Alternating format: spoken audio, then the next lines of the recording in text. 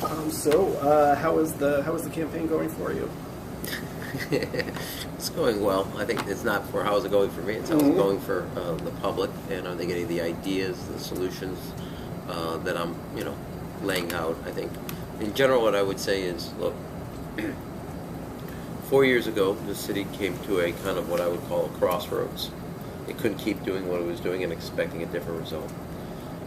Record number of people were leaving, record number of jobs and companies were leaving. So rather than push off our challenges, I believe that we had to confront them. And if we confronted them head on, people would have the confidence to move back to the city, and jobs and companies would. I've proposed 4 budgets in a row that have all been balanced without raising property sales or gas taxes. We eliminated the per employee head tax. 4 years in a row, we put money back into the rainy day fund. And 4 years in a row, we invested in after-school, summer jobs, early childhood education for our kids, basic neighborhood services. Now, since the time in which we, out of that issue, business climate, education, confronted our challenges, more people are moving into our city than other cities. More people are moving companies to our city, and jobs are coming back at a record number. In my view, this is not the time to go back to our failed politics and a failed status quo, but to confront our challenges with both the solutions and the strength that provides more opportunity for the people of the city of Chicago throughout every neighborhood and community. What do you think will be some of your key goals in the second term? To really confront some of those challenges. One is to continue to build on educational growth for our families and our kids, most importantly. While we establish full-day kindergarten for every child and pre-K for 4-year-olds and families in needs. That will be a half-day. Ultimately, I'd like to take it to the next level, which is a full day of pre-K for families in need. And in the same way, on the other end, at high school, that's one of the main reasons people leave our city. And I think we can make high schools one of the main reasons people want to stay in the city. They like their neighborhood schools, and I think by offering educational high-quality choices in neighborhood schools like International Baccalaureate, STEM, we can actually reinvigorate our high school education, rethink our senior year, so it's really a college or career transitional year through both the dual credit, dual enrollment. I'll continue to look at the budget, balance it every year, obviously, but do it in a way that makes the reforms and the efficiencies and reforms what we need to and invest in what we must. I've consistently every year invested greater and greater resources in after-school, summer jobs, early childhood education, and the basic neighborhood services that people come to rely on for the quality of life. And then ultimately, always making a very hospitable and pro-economic development, pro-job business climate. And I think that's one of the reasons Chicago's starting to grow. If you're reelected, you're going to be contending with some enormous financial challenges when next year many of the pension liabilities are going to be coming to a head. What steps do you as mayor need to take in order to protect the city's balance sheet? And are Chicagoans going to face increased property taxes or service cuts? Yeah, I think you have it with that. Too bad you're not on camera. You look at that horrific face. I would say, let me say this. I just told you, I balanced 4 budgets in a row without a property sales or gas tax. We eliminated the per employee head tax. We didn't cut it. We eliminated it. And 4 years in a row put resources into things that I think are really valuable, like after school, summer jobs, early childhood. In the same time that we were doing that, and put money back into the rainy day fund rather than take it out, we have worked through the issues with both the Park District employees, municipal employees, and laborers to secure their retirement for the workers and to do it in a way that was both fair to them but fair to the taxpayers of the city of Chicago. And sometimes I jokingly say, but that's 3 more pension deals and agreements rather than anybody else or any of my predecessors combined. And I think the fact also that the police and fire, respective unions, we work through their contract without having to go to arbitration, creates a conducive environment to work through the issues of retirement security for their respective workforce, our workforce that we come to rely on. An opponent of yours who has since withdrawn, Amara Enya, raised an idea that we've been asking the candidates about, which is actually having a public bank for Chicago. Is that anything your administration has ever entertained? I'm not public bank for... Public banks are similar to Bank of North Dakota. Oh, I see. Yeah. Because I was going to say, I've put together an infrastructure trust specifically for investing in our infrastructure in the city.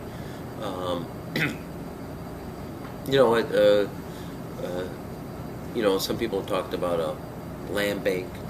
Obviously I'm interested in ideas. The one thing that I have done is the micro-lending program that's been tremendously successful for our small businesses, and that's where I'm focused because we've now got it.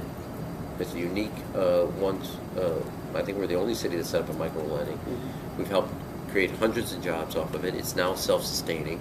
It's in that kind of early stages, kind of $15,000, $25,000, and now we're going to take it to the next level, that $50,000 to $250,000.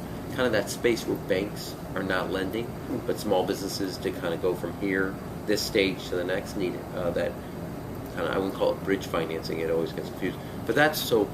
While I have not done it, we've worked with Axion and others in that financing, and it's a novel idea that Chicago started. So while I don't believe the city of Chicago should have a bank, I do believe in what we've done in the micro-lending area as a specific example of where Chicago can step in, where the banks have not. I'm going to shift now to the issue of crime in the city. And in recent years, Chicagoans have heard contradicting statistics about the prevalence of crime, both citywide and sometimes within their own neighborhoods, like, for example, with many of our leaders in Lakeville. And how safe a city do you perceive Chicago to be? And what should be done to combat crime effectively and justly? Yeah, well, I mean, Superintendent McCarthy was here, he would show you, it's true. Last year we finished with the lowest homicide rate since the mid-'60s. Crime is down now 30% in the last 4 years. But that's, people don't walk around going, I haven't felt this good since 1966.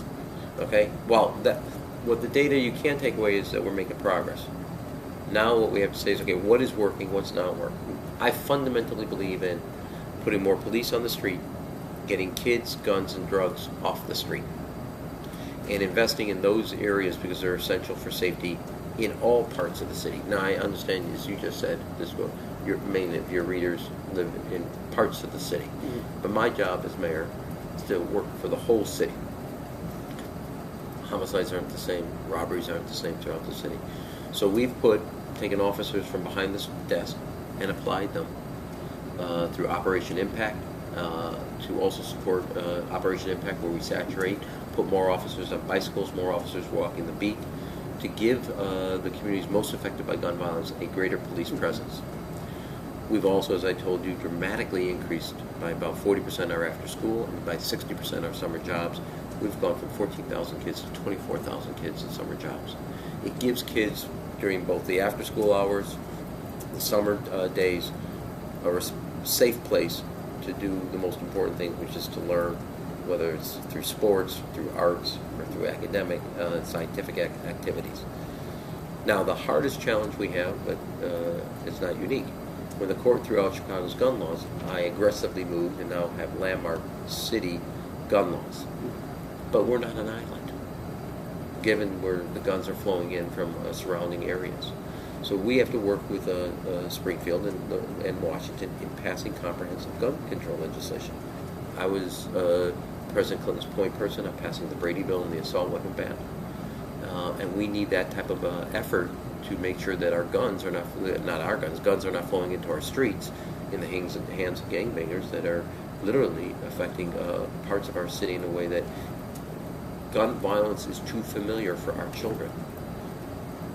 Incidents in Ferguson and New York this past fall, however, highlighted tensions between persons of color and police officers. And some Chicagoans of color have said they've been subjected to over-policing and harassing traffic stops by the Chicago police. What should be done to hold police officers accountable? Well, this gets to the core of what community policing is. I've always believed in community policing. So when I came here, our community policing, which was started here in Chicago, had become really an office rather than a philosophy. So my first thing was I took everybody out of the central office and moved them back into the districts. We've retrained the police department and officers on trust, because that's what community policing is. If you know the officers in your community and the officers know the community, you are working at trust building, which is essential for safety and security. Now, the beat officer, while being the backbone of the police department, they're not the only person or individual operating in community policing. The superintendent, by meeting with religious community, is operating in community policing. By the district commander having regular meetings with leaders in both the educational, neighborhood, business, religious leaders of the surrounding area, they're building community policing. It's fundamentally about the trust between the community, law enforcement, and the community. And we have our challenges across the city, but I want everybody to know that we're determined as a city that everybody is working towards community leaders and law enforcement community working together, from the beat officer up to the superintendent, including the mayor, and that you're working on building that trust, because when there's an incident, you don't want that to be the first time there's a conversation or dialogue. So if you have regular contact, regular working together, doesn't mean you don't kind of strike a pose and say, okay, we have it right. You're constantly working at building that trust, and that's essential. So situations that you identified, like Ferguson, like the situation in New York, don't happen in Chicago. There will be an incident. Our job is to always work so that people know that that when something happens, you're working off of a level of trust between the community and law enforcement, because we've got to be partners in bringing public safety. Along those same lines, and kind of veering into the matters of education, some parents have contended that after the school closures that happened, some of their children must walk to school through gang-infested areas. What is the city doing to make sure that they're protected? Let me be specific. There's some people in Austin that I spoke to that were talking about, Austin's ruled over by about 10 gangs, according to the South Austin Coalition, and that they were talking about some of the children having to walk through. Well, that's why when we did it, first and foremost, last year, which was the year when it was the best year in attendance in CPS history. Why? And it was also the worst winter.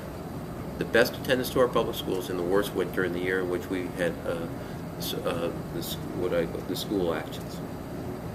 Because we dramatically expanded our safe passage routes, putting adults on street corners for those about some are 6 blocks, some are 8 blocks, but for a long period. And this year, I took the successful safe passage and also increased it with another kind of like 35 or 40 schools included in the safe passage routes. So I very much am sensitive to the concerns of safety during the times in which kids are walking to school or coming home from school. And dramatically since day one, principally the last 2 school years, increased our safe passage workers out on the street who are giving kids and their parents the confidence that there will be an adult there, responsible, who can not just on one block, but a series of blocks, on a route that kids are to take. And that has led to, last year we had a record attendance, and this year so far we're continuing that trend line of ever improving. So we don't kind of just strike a pose. We're always working at it. And it does affect it affected people's attendance, it still does. On the other hand, we know what the results were last year, and I think one of the big contributing factors was our increase in our safe passage routes and workers. So shifting a little bit towards matters of college, President Obama just announced support of community college tuition, and you've done so as well. But a big barrier for youth in attending and completing college is their housing. Would you support creating dorm-style housing for community college students so that all full-time students attending such schools would receive housing vouchers? Well, let me, I love how you skipped over what we just did on the Chicago Stars Scholarship and go to my next challenge. I mean, my first goal and foremost is, given the Chicago Star Scholarship, that if you earn a B average, community college will be free, which is the first city to really change the educational makeup of a city. A lot of cities are in the K through 12 model. We're now saying our model is pre-K to college, which is a dramatic difference. Now I know there are challenges ahead, we are doing a lot on affordable housing, but I need to not just develop the idea we have, but I need to then see it through to its success. So my next effort, in the first term we did turn our community colleges in Chicago to a career-based education. That took a lot of effort to refocus it. I would say when I became mayor, we had the worst graduation rate of any any community college system in America, 7%. It's now 14 and on its way to 22.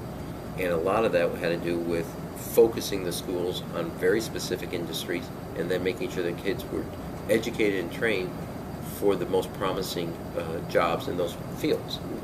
The second piece now is to ensure that no family goes into financial hardship trying to give their kids access to community college and what I think is access to the American dream.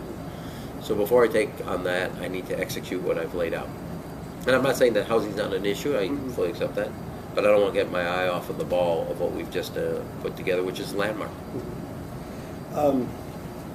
But your administration has done work with homeless youth, and it is something the paper focuses on a great deal because a disproportionate number of 40%. Homeless youth are LGBT, 40%. But that's different than what you were just asking. Now, in the relates to homeless, we made some major changes, and now we've expanded the beds by, I think it was by a third, specifically targeted to homeless youth, and in 4 different places provided basic services to help homeless youth kind of get back on their feet, get back into an educational format.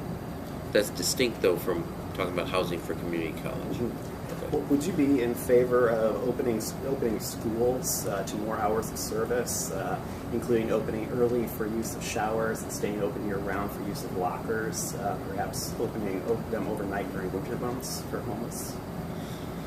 Well, I'm not going to say I'm not, but I would, we have specific services for homeless youth. Now, let me draw back a little.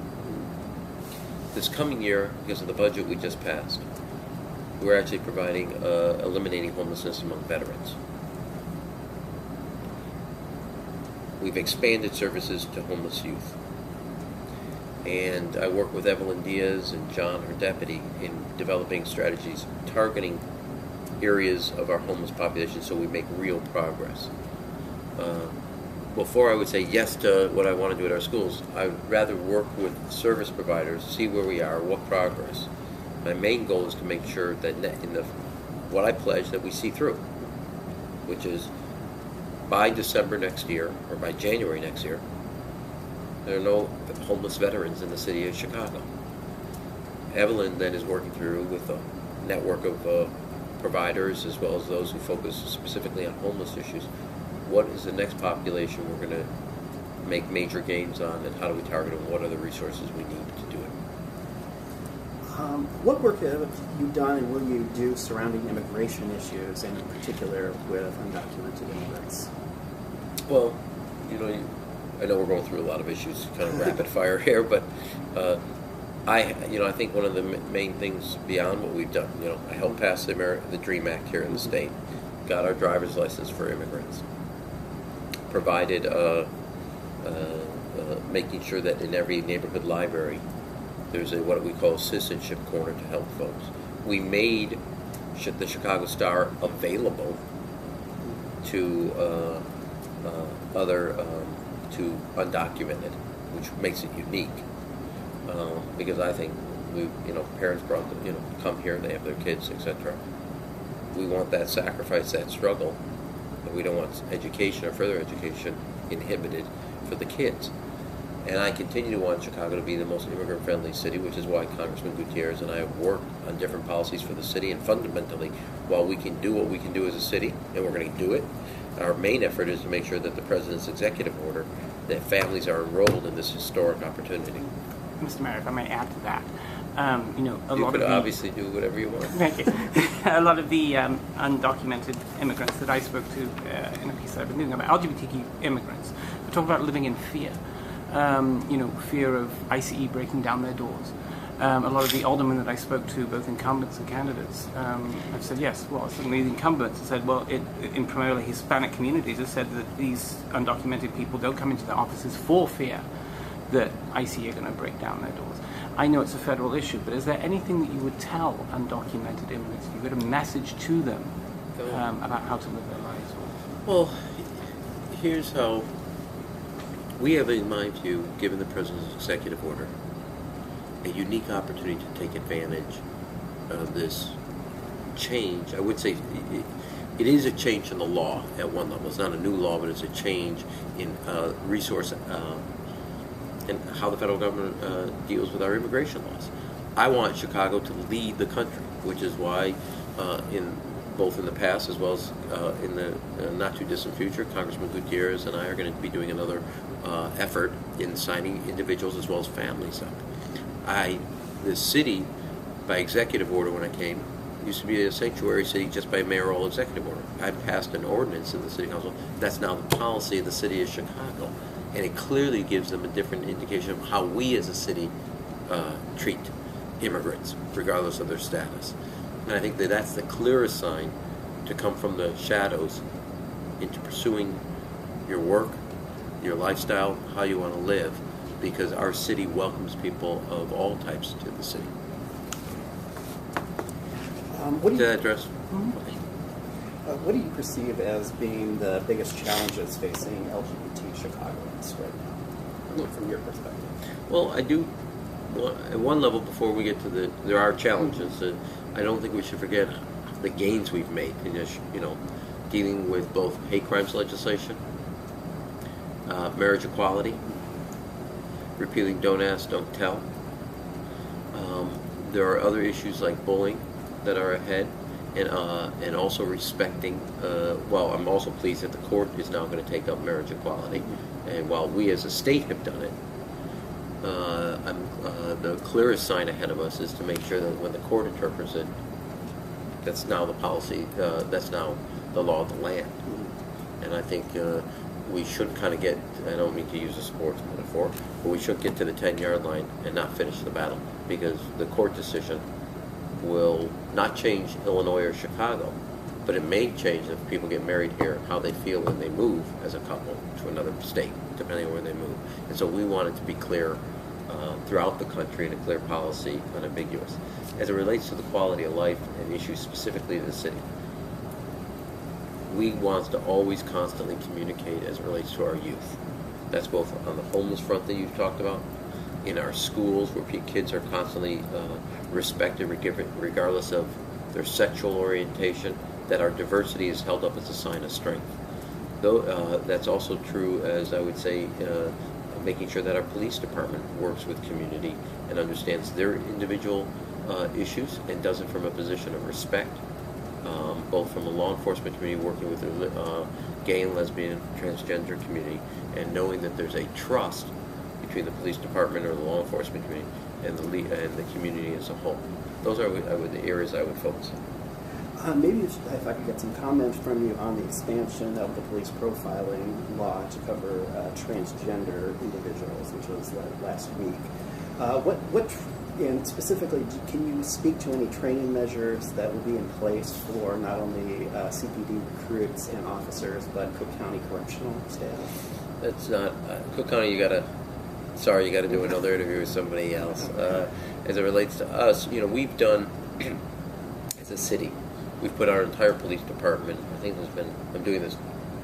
Don't get me on the specific number, but directionally, almost like 10,000 officers have gone through with one of the universities that organize it, retraining across. So working on the most basic principles of community policing. And the most basic principle is, your goal is to build trust, but do it from a position of strength. And I think, rather a tradition, not a strength, of respect. And that, to me, is key.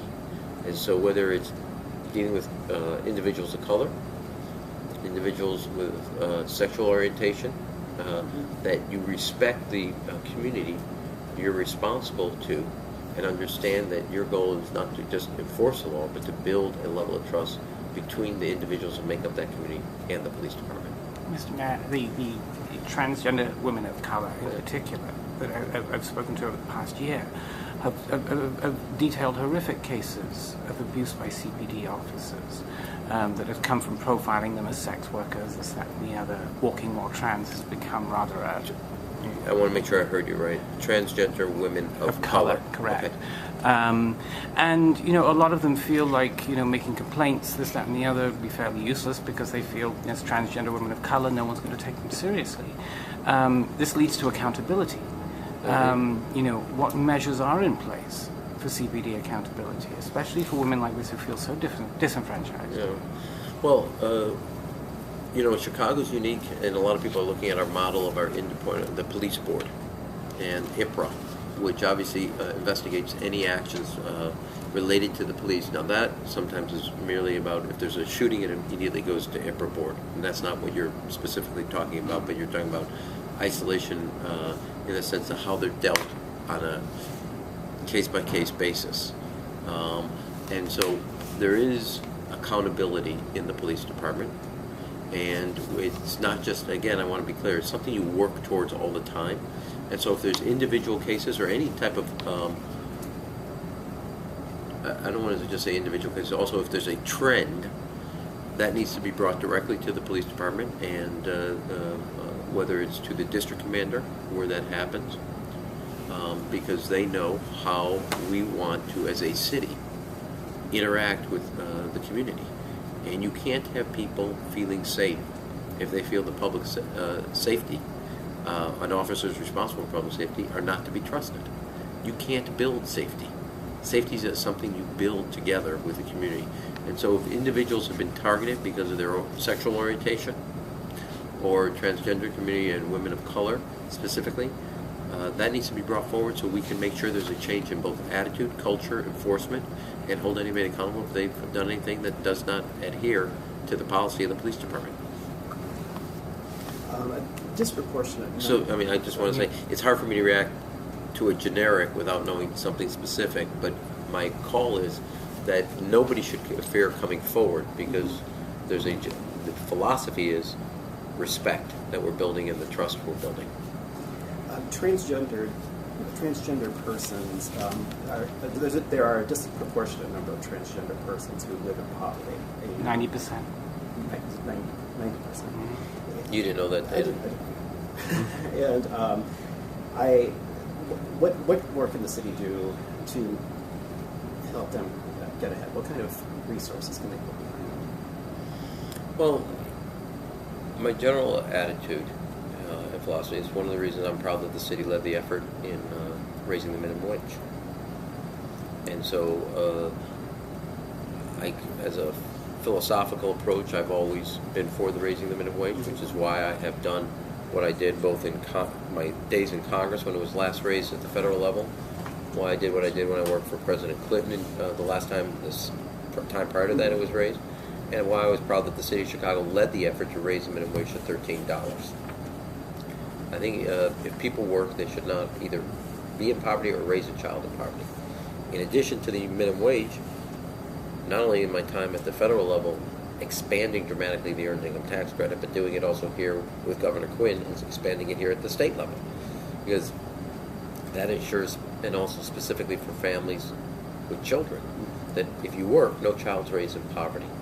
So to the transgender community that is overwhelmingly, as you said, lives in poverty, there's obviously support and assistance. But the main thing we can do, beyond the support and direct assistance, is also raise the minimum wage so it actually pays. If I may, one more time. A lot of the transgender community, when they talk about... I'm in a good cop, bad cop situation. When they talk about, even trying to get a job, there is non-discrimination law in place. But, when you try and interview for a job, an employer doesn't have to tell you why they're not giving you a job. And a lot of transgender people say they can't even get their foot in the door, especially transgender youth. Is there anything that can be done to encourage employers to give these kids a chance? I mean, the first part of what you said is what we have to do is make sure that people know our policies as it relates to discrimination. You're talking about that question kind of infers that it was either not being enforced, or you could say whatever you want, but nobody will ever tell you they're not hiring people because of their sexual orientation. I think, I owe you more work and I have to look and talk to Mona about what we have done as it relates to that with employers on that specific, because it's one of the areas we're working on, but not it's not directed to the questions you're asking, is hiring what are called ex-offenders but returning citizens, and that's been a major effort to help returning citizens in the place of employment and making sure, like at public transportation, we do that.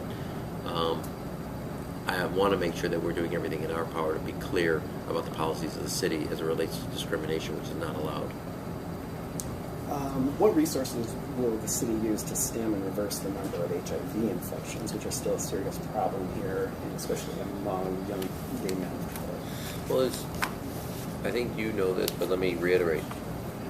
Even while we've balanced 4 budgets in a row and been made major reforms, and we've done it without any sales, property, or gas tax increases, working with Dr. Shakir, my health commissioner, I think we have also dramatically increased resources through our applications and our grant applications, the state and federal money.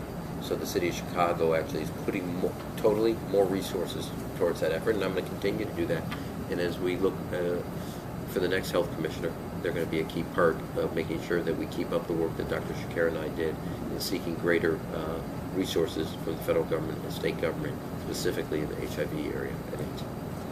Last question. Do you think the Pride Parade should be moved out of Lakeview?